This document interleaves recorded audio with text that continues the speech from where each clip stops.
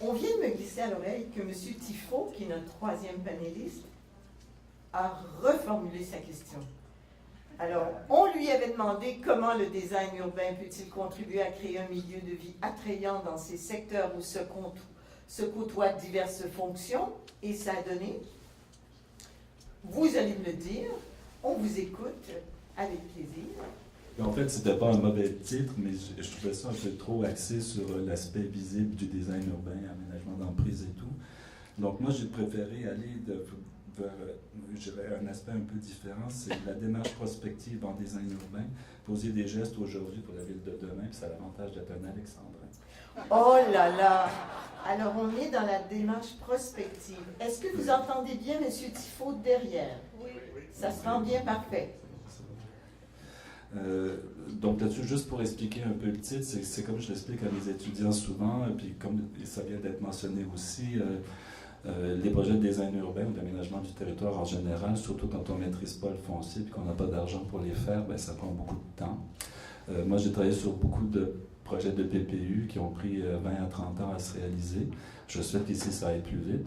Mais en gros, c'est qu'on doit poser des gestes, parce que c'est important d'agir, sinon il n'y a personne qui va embarquer derrière nous. Et puis ces gestes-là doivent s'adresser à une ville qu'on ne connaît pas encore, qui est celle dans laquelle on veut vivre, mettons, dans 25 à 30 ans. Donc les projets ils doivent être suffisamment porteurs pour qu'on les réalise. Il faut qu'ils soient faisable, il faut qu'il soit adaptable, il faut qu'il puisse s'adapter à des réalités nouvelles qu'on ne connaît pas maintenant. Et donc, ce qu'on veut faire présentement, ben, c'est régler des problèmes. Il faut aussi arriver à identifier les enjeux et les potentiels. Et c'est un peu ça que je vais vous présenter ici. Donc, je vais commencer avec les... ouais, ça doit être ça. Ce que je vous présente, en gros, c'est la démarche de 2 ateliers qu'on a donnés il y a à peu près 3 à 5 ans. Et dont le premier portait sur ce que j'appelle l'arc ferroviaire, donc le sujet qui nous intéresse un peu présentement, et le deuxième, parce qu'on a trouvé ça très emballant de travailler sur l'arc ferroviaire, le deuxième s'appelait la ville archipel, qui est un élargissement du débat. Et la première carte que je vous présente ici, c'est le mapping. En gros, je ne sais pas si vous reconnaissez, on a oups. On recule. OK, là. Le pointeur est au milieu. Vous avez le Vieux-Montréal ici en bas, la montagne, la grande tache blanche qui est là. Donc ça, c'est tout le bâti montréalais. Et ce qu'on a fait ressortir, je dirais, d'une manière un petit peu plus foncée, c'est ce que j'appelle, moi, l'arc ferroviaire. Qu'est-ce que c'est l'arc ferroviaire? Bien, c'est les corridors de transport, c'est éventuellement des cours de triage existants ou désaffectés. C'est les lots desservis par les voies de chemin de fer, parce que c'est un peu comme ça qu'on a développé ces zones industrielles, plus, je dirais, tout... les industries, les entreprises, les commerces qui se sont greffés à ces zones industrielles-là, puis qui, dans certains cas, sont un peu difficiles à définir parce qu'il y a un genre de spread aussi avec l'habitation, un grand classique montréalais. Donc, je ne sais pas si vous reconnaissez, je vais essayer de pointer, là. Vous, ce que vous êtes en train de travailler, c'est ce petit morceau-là ici. Et donc, ce dont on se rend compte, évidemment, c'est que le territoire dont on parle et dont monsieur vient de parler, c'est un immense territoire à Montréal. Et si on prend, je dirais juste ce qui se retrouve dans la cour Moreau, dans le secteur Angus, dans Rosemont, dans ce qu'on retrouve dans la partie du plateau Est et du plateau Nord, puis qu'on ajoute à ça la cour de triage Outremont, on a plus que la surface du plateau Mont-Royal juste dans ce secteur-là. Donc, tout ça pour dire que c'est immense, c'est un territoire qu'il faut regarder dans sa globalité, notamment sur la question des analyses comme telles. Si on prend des échantillonnages sur des secteurs d'emploi, sur des échantillonnages qui sont trop petits, on va faire des erreurs, puis on va trouver des mauvaises solutions. Donc, mon plaidoyer, évidemment, c'est pour qu'il y ait une analyse globale de ça. Puis je vais le dire juste une fois, je trouve ça juste un peu déplorable quand c'est juste petits morceaux d'arrondissement un par un. L'enjeu au niveau métropolitain est beaucoup plus grand.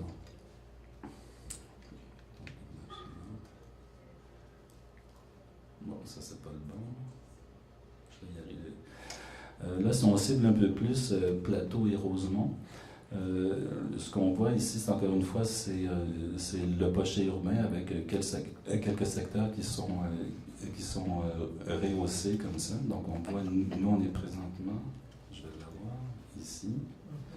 Donc, de l'autre côté, on a évidemment le secteur Angus, qui est immédiatement de l'autre côté de la voie.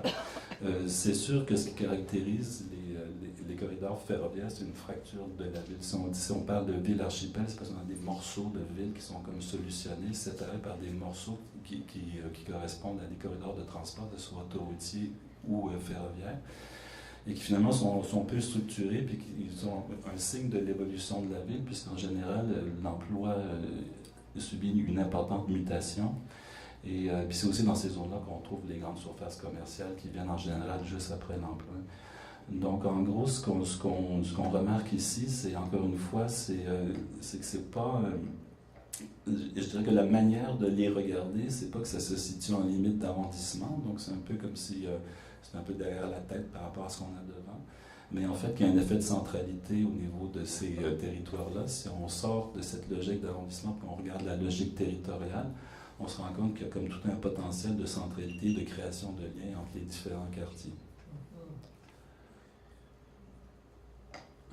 C'était en couleur. Bon, ok, c'est en noir et blanc. Ça, c'est encore un peu la même idée. Donc, le territoire lui-même ici, là, c'est l'arc ferroviaire. Vous le reconnaissez. On part de la cour Moreau. On a la section du port, du vieux port ici, tout le canal Lachine.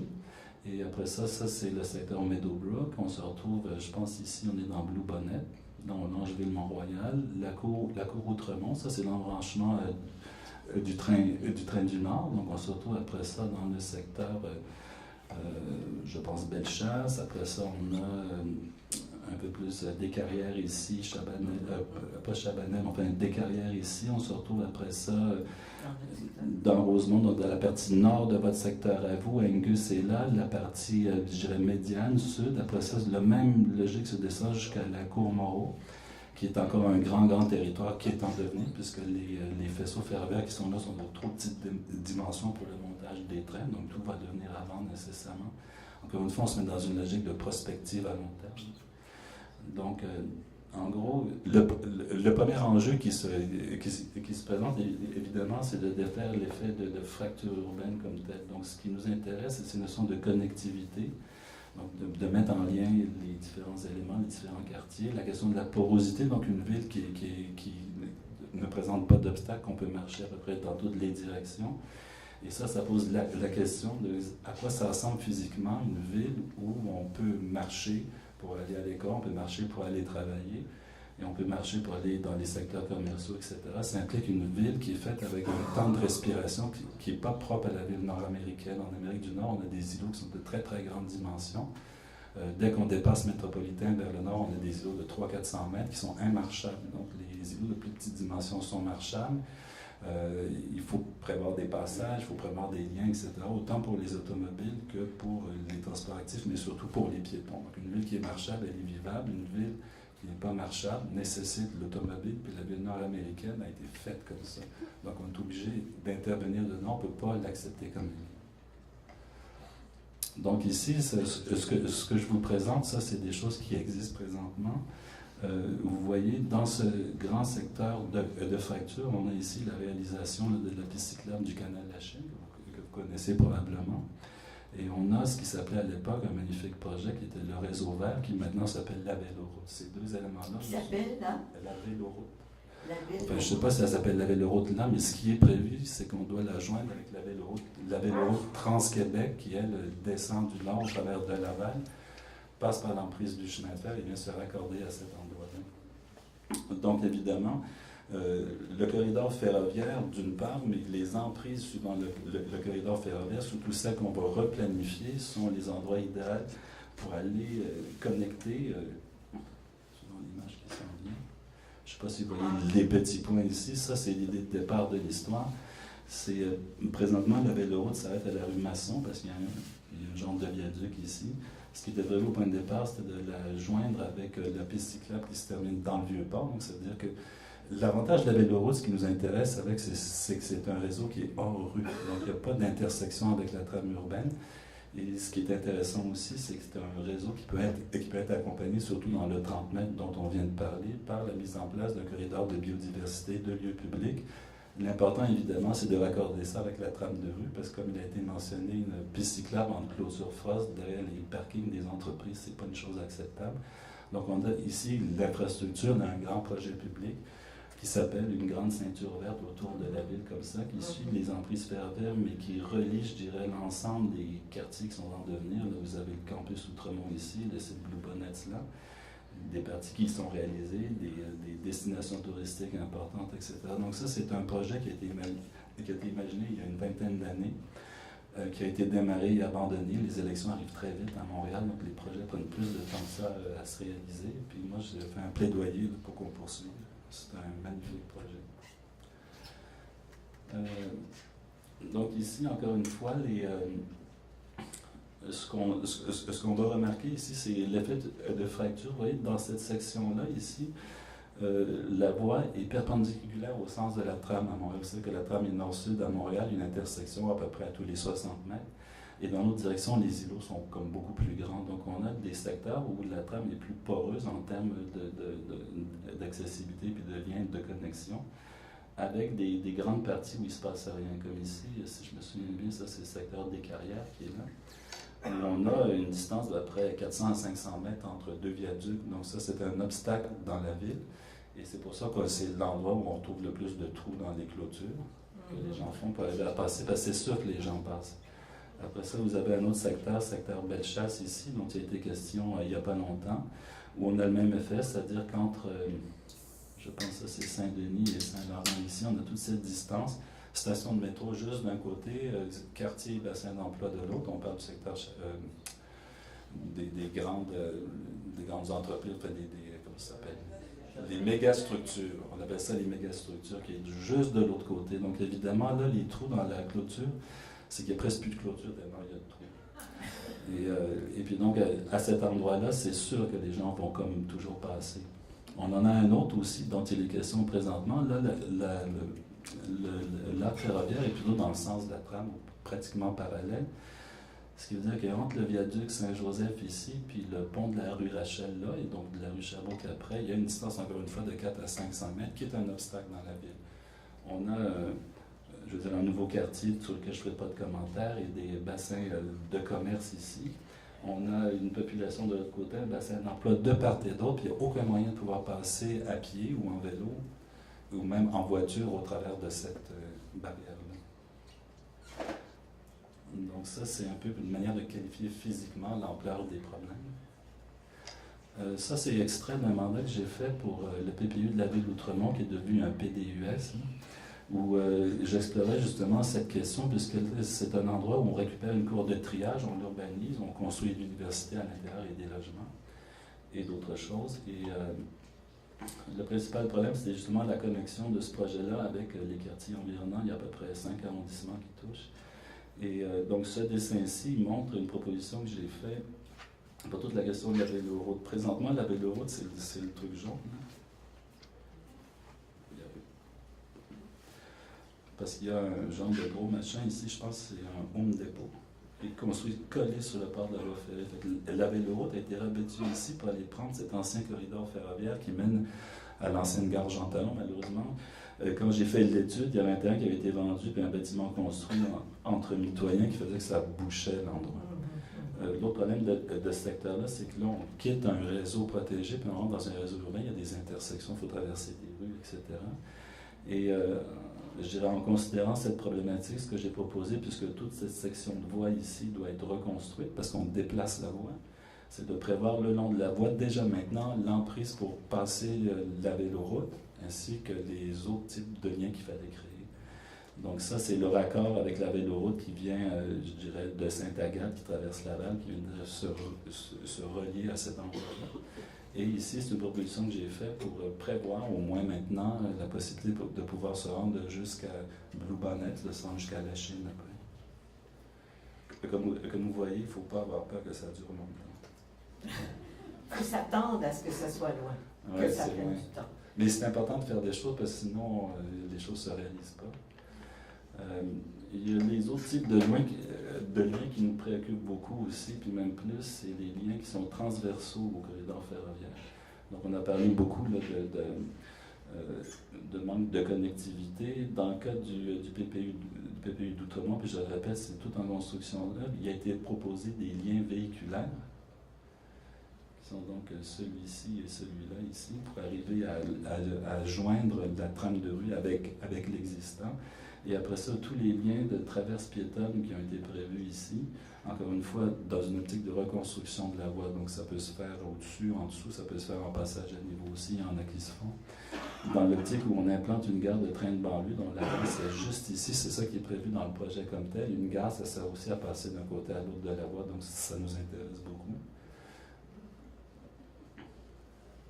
Et après ça, l'autre idée, c'est justement d'éviter d'avoir juste des liens qui soient des petits passages entre des industries le long des terrains de stationnement. C'est qu'on a émis l'hypothèse que ces lieux-là deviennent des lieux privilégiés de raccord entre les quartiers et qu'il fallait les soutenir par l'aménagement d'espaces publics, ce qui nous permet aussi d'amener de l'animation à ces endroits-là. Donc tout ce que vous voyez en vert, c'est des espaces publics qui étaient ou bien prévus à l'intérieur du projet lui-même. Ici, vous avez la célèbre échelle d'Outremont, ou des nouveaux espaces publics qu'on a proposé de créer, comme notamment celui-ci, avec la gare qui traverse et qui mène à la station de métro qui est juste en face. Ça, c'est quoi, Castelnau? Non, l'Acadie, c'est ça. L'Acadie. Qui est prévu à terme pour être la principale station d'accès en métro au futur campus, si jamais il se réalise. De même qu'une autre qui se trouve sur Van Nant, donc je crois qu'il se trouve, Van Nant, c'est ici. Donc on a une station de métro de chaque côté, une série de lieux publics qui servent d'épine dorsale au développement, et après ça, un grand espace public est-ouest qu'on vient raccorder ici, encore une fois, avec l'avenue du Parc, pour venir créer l'accès du site depuis l'artérielle, donc sur l'avenue du Parc. Encore une fois, en faisant l'acquisition de propriétés, en traçant une rue accompagnée d'un espace public avec du développement, dans ce cas-là, mixte, ou de pavillon de l'université, ou d'autres types de bâtiments. Mais vous nous faites saliver avec tous ces projets Ah, mais c'est pour pas nous fini. dire qu'on pourrait imaginer ça dans le secteur Plateau-Ouest? Ben, tout à fait. Je pense que ça serait une erreur de ne pas le faire.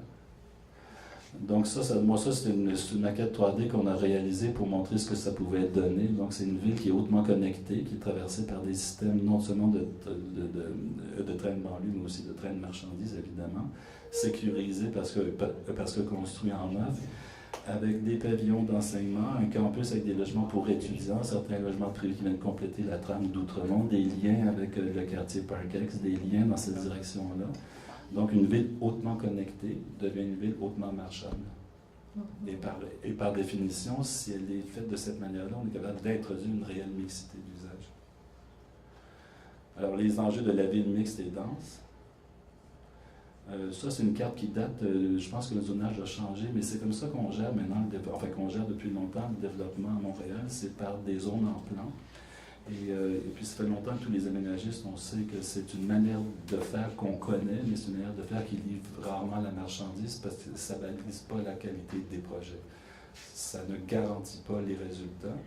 Et c'est pour ça que ce que je dis, c'est que si on fait un PPU, il faut être inventif sur le zonage, qu'on peut utiliser comme outil de développement aussi, mais il ne faut pas juste s'asseoir là-dessus. Il y a d'autres choses à faire. Il y a des interventions qu'il faut prévoir. Bon, dans le cas qui nous préoccupe, on n'a pas de maîtrise du foncier. Donc à ce moment-là, il faut qu'on ait ou bien des moyens d'investissement, notamment sur le domaine public. Ça s'appelle un PPU qui tient la route. Je veux dire un PTI qui tient la route, ou bien il faut qu'on ait les outils de planification. Les outils de planification, c'est ça qu'on est en train de faire ici. Il faut être très ambitieux là-dessus.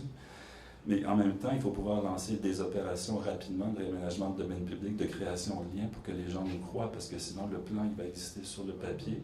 Puis comme ceux qui vont le mettre en œuvre sont entreprises privées, ils n'embarqueront pas. C'est toujours le problème parce qu'on n'a pas de maîtrise de foncier, puis on n'a pas de moyens d'investissement de genre société mixte comme il se fait en Europe. Ici, ça n'existe pas.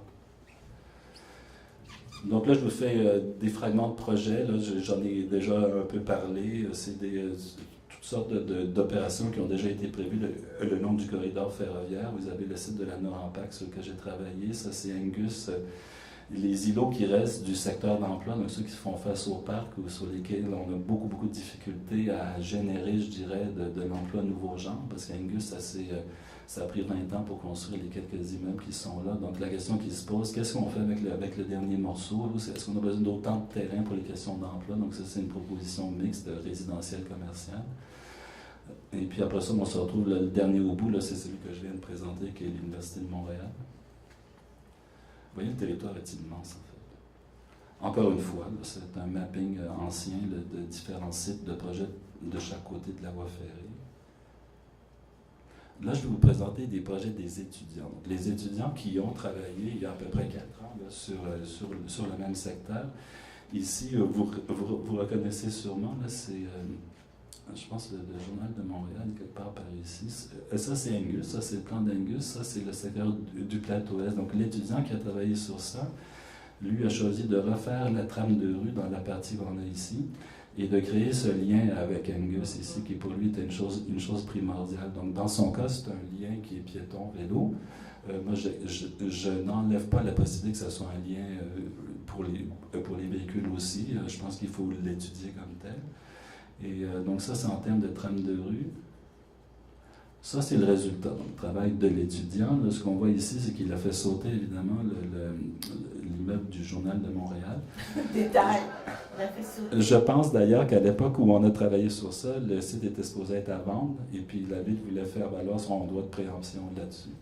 Donc, moi, j'ai toujours pensé que c'est un immeuble qui n'aurait pas dû être mis dans l'axe. Ça va peut-être changer beaucoup de choses pour le territoire Angus. Mais donc ici, la ville acquiert le terrain, planifie un projet de lien. Les bâtiments que vous voyez en contact immédiat avec la voie ferrée sont évidemment des bâtiments de secteur d'emploi avec une densité assez costaude. Et puis après ça, c'est accompagné par une infrastructure de place publique dans laquelle on va retrouver du résidentiel, rebelote de l'autre côté. Donc on vient lier ensemble les deux secteurs, ça veut dire qu'on peut à pied passer du secteur résidentiel jusqu'à l'aboutissement de la rue du Montréal ou à l'inverse, du plateau, aller magasiner dans le magnifique bâtiment Angus. Ça, c'est pas dans votre secteur, mais c'est dans le... Comment ça s'appelle déjà? Ça, c'est dans le nord du plateau. Vous avez le secteur Bellechasse, ici en haut. Vous avez la station de métro est juste là.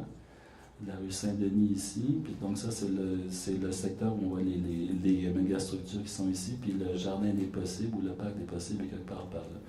Donc, l'étudiant qui a travaillé sur ça, le but de son projet, c'est de créer justement un lien de part et d'autre de la voie avec des usages qui pourraient aller, genre, je pense qu'il y avait du résidentiel prévu ici, il y avait des lieux de travail là, des lieux de travail ici. Donc puis je pense que son idée, c'était une passerelle au-dessus de la voie, mais je ne me rappelle plus bien. Donc, il y a aussi le maintien de bâtiments à valeur patrimoniale qui servent de pépinière d'entreprise aussi. Donc, l'idée, c'était d'avoir une démarche commune entre les deux arrondissements dont le but premier est de remplacer les trous qu'il y a dans la clôture par un projet qui soit un véritable projet sécuritaire et qui soit structurant à la grandeur de ces deux morceaux de quartier. Ça va vous amuser beaucoup. Ça, c'est dans le secteur Marconi. En fait, c'est le terrain du Home Depot. Donc, le Home Depot, c'est un bâtiment avec un grand terrain de stationnement. L'étudiant qui a travaillé sur ça a prévu que le Home Depot serait à vendre. Et que donc, qu'est-ce qu'on pourrait faire à la place du Home Depot? Puis ça illustre bien que ces terrains-là sont vraiment de grande dimension. Ce qu'il a fait, lui, c'est qu'il a, longeant la voie ici, il a des bâtiments qui sont des bâtiments de secteur d'emploi. Il y a une partie du site qui est le prolongement physique de la trame du quartier avec du logement qui est construit là. Il y a parce que ça, c'est un autre truc que je n'ai pas mentionné, mais c'est qu'on a considéré aussi que l'emprise ferroviaire devait être considérée aussi comme potentiellement pouvoir prendre des trains de banlieue ou bien une circulation ferroviaire destinée à des passagers, bien que ce soit la voie de sortie du port. Et donc, parce qu'on était à l'école, il y a des objectifs pédagogiques. Et donc, lui, ce qu'il a fait, il a créé ici ce qui s'appelle la gare Rosemont-Myland, qui reprend un peu l'ancienne thématique d'une gare qui était un petit peu plus loin avant, et qui donc sert de passage entre les deux quartiers, et le tout soutenu par un square public qui traverse l'ensemble de la gare jusqu'à la rue, je pense que c'est Beaubien. Et après ça, une partie un peu plus commerciale et secteur d'emploi avec des cafés, des bars et tout pour mettre de la vie. Donc, on enlève un Home Depot pour être capable de construire tout ça. Et en conclusion, un autre projet, je le passe rapidement, c'est dans le secteur des carrières. Donc ça, c'est une étudiante qui a travaillé à l'endroit où il y a l'incinérateur que vous voyez ici. Et puis là, il y a un grand morceau de parc, je pense que c'est le parc Père Marquette, qui en fait est un terrain vert sur lequel il n'y a absolument rien qui se passe, parce que ça donne sur des entreprises où il y a très peu d'emplois. Donc, elle a choisi de consolider le résidentiel, faire une proposition pour avoir quelque chose de vraiment dynamique sur cette partie-là du parc et de consolider le secteur d'emploi le long de la voie ferrée tout en créant des liens. Donc, tout ça est décrit ici. Je vous montre l'image. En plan, c'est ça que ça donne. Donc, elle a proposé à même le parc de créer un ensemble avec un marché public, un grand lien vert qui traverse la voie ferrée, j'imagine par passage à niveau, et avec des bâtiments à caractère public de service qui donnent dans le parc lui-même. Et ça donne à peu près ça, dernière image, en 3D. Donc, c'est, encore une fois, c'est, je dirais, une manière là, d'envisager ces grands terrains suivant leur potentiel, puis ce qu'on voit, c'est qu'il y a des choses à faire absolument, notamment cette question de la fracture urbaine, de la création des liens, mais qu'en même temps, les terrains sont tellement grands qu'on est capable, quand on sort d'une logique industrielle qui n'existe pratiquement plus maintenant dans les quartiers centraux, on récupère des immenses terrains qui, malgré tout, sont quand même des terrains qui sont contaminés. Donc, si on veut travailler avec, ça prend une certaine densité aussi, sinon ça devient une dépense. Et le résultat, c'est qu'il y a tout type de fonctions qui sont possibles à mettre dans ce territoire qui, finalement, est le lien entre les quartiers qui représentent un foncier immense à Montréal, dans les quartiers centraux. Donc, j'ai terminé. Merci.